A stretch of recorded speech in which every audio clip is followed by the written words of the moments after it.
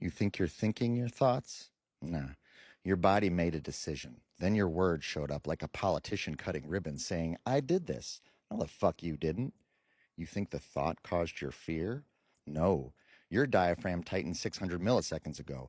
Your jaw clenched, your pulse shifted. 3 ancient subcortical systems already voted before you ever wrote a name on the paper. The sermon came later. See, that's the trick.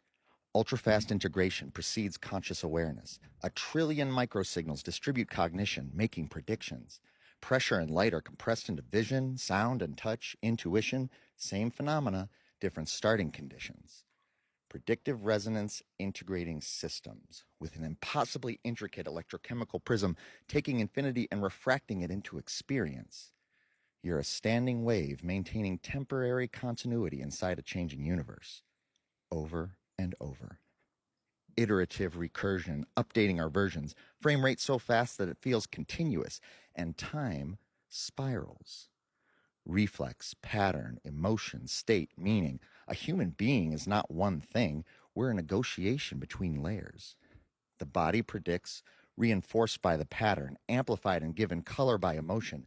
Networks lock in, stabilize state, and then, only then, the mind narrates. And the narration says, this is me.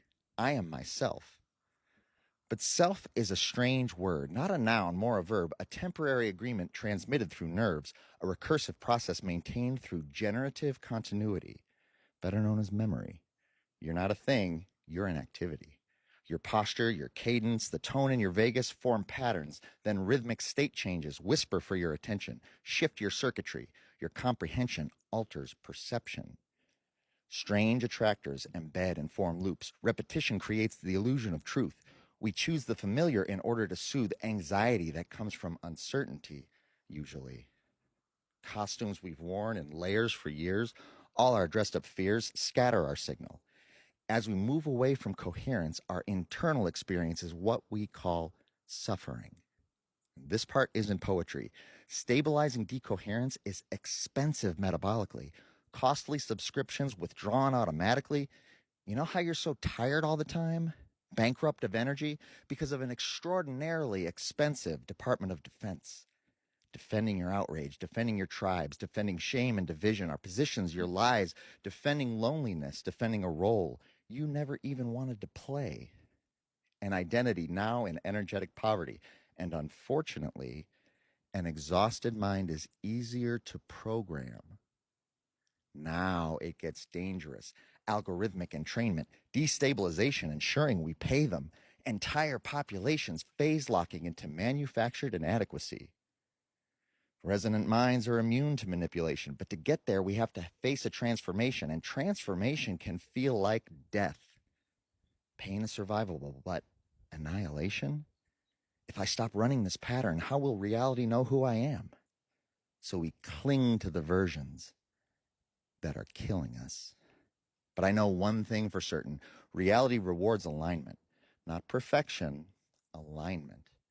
Beneath all the noise, something deeper, inherent, not the character, not the costume, just the spirit, the flow state, reduced internal contradiction, less scatter, less friction, like a laser, amplified by coherence, constructive interference, remembering exponential potential.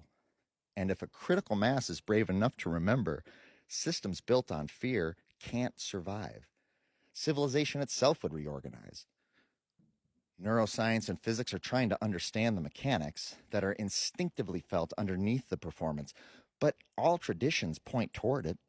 The Sufis, the mystics, Siddhartha, Hermetics, Lao Tzu and Jesus, the pagan high priestess, the Vedas, the Sutras, all knew what the truth was. Indigenous wisdom dissolved boundaries between parts and the system. The illusion began when we started treating reality like a collection of objects instead of relationships. Because objects feel separate, we fragmented the narrative. Mind versus body, science, spirituality, matter versus meaning, self versus other, human versus nature, us versus them. But everything is relationship. Gravity, ecology, music, geometry, our internal language with all of our baggage. Markets and fractals, cognitive orbitals, mycelium networks mapping out the trains. Nothing exists alone. Literally can't. proving you won't.